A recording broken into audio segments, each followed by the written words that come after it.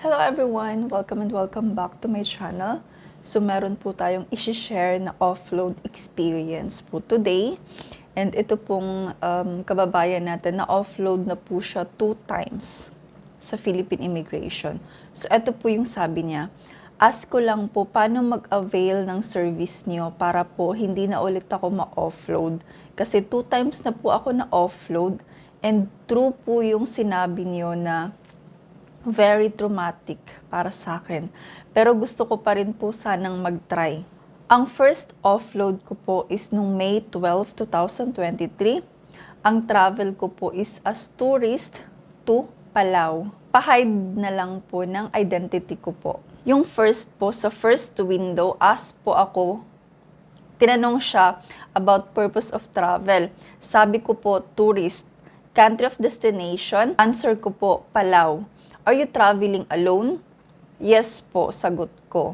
Tas ask po ako if may kakilala ako sa Palau. Ang sabi ko po, wala. Kasi yun po ang turo sa akin ng friend ko. Tas pinakita ko po yung return ticket ko. Tas sabi po, go nga ako doon sa second interview office.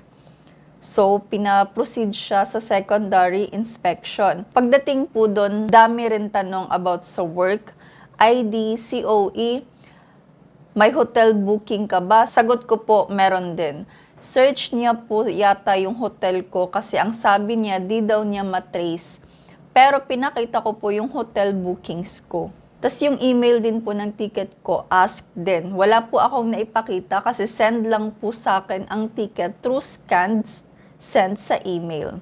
So hinanap din po yung ticket niya sa email. Pero wala po siyang naipakita dahil yung ticket niya ay sinend lang po sa kanya. Hindi siya yung nag-book. Bali, ang bumili po ng ticket ay yung BF ko sa Palau. Parang dun po yata nila ako nakitaan ng red flag sa ticket ko po. So, tinanong ko siya kung sinabi niya ba na meron siyang boyfriend sa Palau. So sabi niya, hindi ko po sinabi kasi yung turo po nila sa akin, wag ko daw sabihin na may kakilala ako sa Palau. So isa din talaga yun sa na-mention ko sa mga videos ko, no? Wag na wag kayong magsisinungaling or sabihin nyo talaga yung totoo sa Philippine Immigration dahil malalaman at malalaman po nila kapag hindi po tayo nagsasabi ng totoo. Kapag nakita nila na hindi tayo nagsasabi ng totoo, automatic red flag po talaga yun sa kanila. So parang hindi natugma yung mga sagot natin sa mga documents na pinapakita natin sa kanila. Sabi niya dito, ang worth po ng ticket back and forth, if convert sa pera natin is umabot po ng 78,000 pesos. So yun po ang nasayang na ticket niya. So tinanong ko siya kung meron bang requirements na hiningi ang Philippine Immigration, kung meron bang binigay sa kanya na slip kung saan nandun yung mga nakalista na requirements na dapat niyang i-comply kung gusto niyang mag-travel ulit. And sabi niya, meron daw. So ito po yung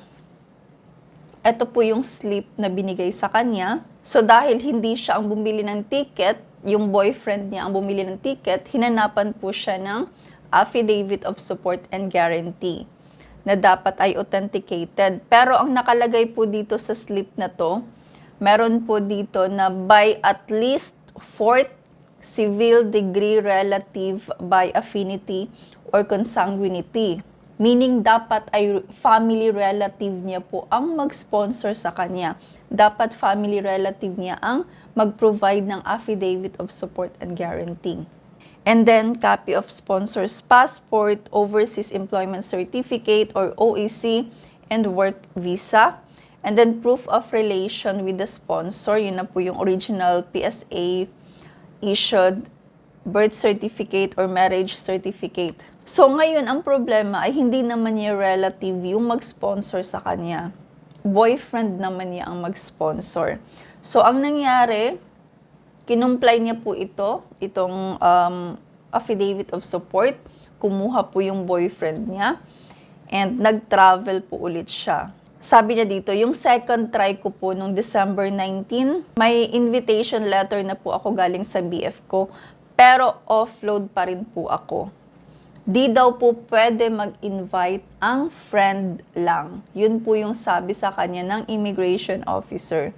So, meron siyang affidavit of support, meron siyang mga invitation letter, pero na-offload pa rin. Sabi niya, complete po pati overseas employment certificate, passport copy, permit niya po sa work. So, nag-submit din po siya nun. May pinakita ako na conversation. Ang hinanap po is old conversation daw. Sabi ko po, na-hack po kasi dati account ko, kaya wala na po yung last year na conversation. Yun po yung reason niya. Tapos yun nga po ang sinasabi na according daw sa Justice and article, di ko na po naintindihan kung ano yun kasi sa sinabi na pagka-offload ko. Paano po kaya yun if mag-try po ulit ako? If makalusot na po kaya ako? Ano po ang gagawin ko na mas okay? So dito po sa story niya, doon na sa second try niya na mag-travel, meron na siya ng mga affidavit of support, mga ID copy ng sponsor niya. Pero ayun nga, yung sponsor niya ay yung boyfriend niya. And sinabi daw po ng immigration officer ay hindi daw po pwedeng mag-sponsor na friend lang. Kung saan, hindi ko masasabi na totoo yun. Kasi, ayun nga, meron akong mga na-share, merong mga nag-share sa akin ng experiences na friend lang ang sponsor, boyfriend lang ang sponsor, and nakaalis po sila. Ang problema po dito sa kababayan natin ay hindi niya po na-establish ang genuine relationship nila ng sponsor niya.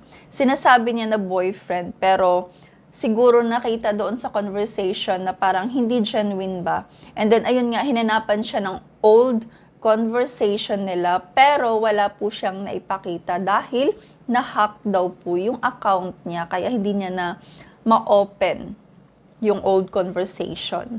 So, nag-ask din siya, if ma-provide ko po kaya yun, makakalusot po kaya ako? So, kapag na-provide niya daw ba yung old conversation, ay makakalusot na kaya siya sa Philippine Immigration? Sabi ko sa kanya, possible na makaalis siya, basta, ayun nga, ma-provide niya yon and makapag-provide siya ng genuine relationship nila ng boyfriend niya.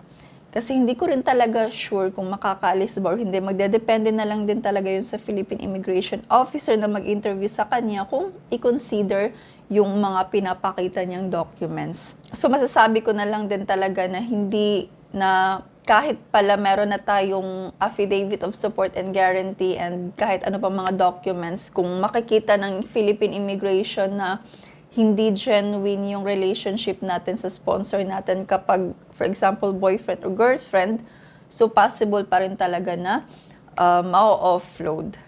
Kasi maraming ganong cases na sinasabi na girlfriend or boyfriend yung sponsor, pero ang nangyayari kasi hindi pala totoo. Meron ngang, meron ngang yung fake na marriage, fake husband, ganon, fake wife. Hindi pala sila totoong mag-asawa kasi nga para lang talaga makaalis ng bansa.